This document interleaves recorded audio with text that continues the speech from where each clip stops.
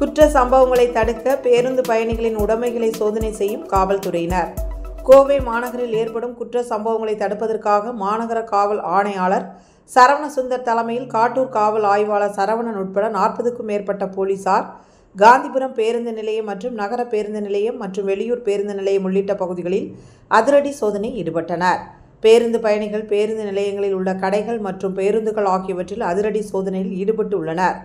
பொதுமக்கள் அதிகம் கூடும் இடங்களில் ஏற்படும் குற்ற சம்பவங்களை தடுக்கும் வகையிலும் அதேபோல பொதுமக்களை அச்சுறுத்தும் வகையில் செயல்படும் போதை ஆசாமிகள், பிக் பாக்கெட் ஆசாமிகள், மிரட்டல் விடும் நபர்களை கட்டுப்படுத்தும் வகையிலும் இந்த சோதனையானது தொடர்ந்து கொண்டிருக்கின்றது.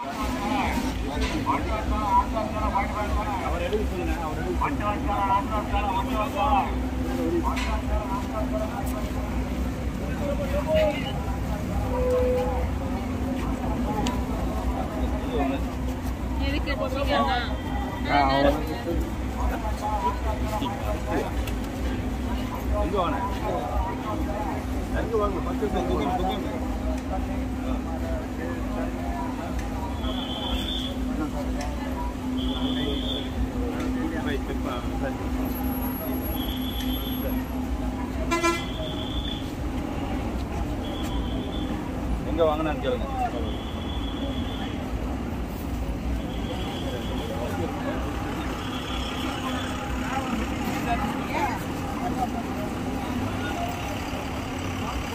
Come on.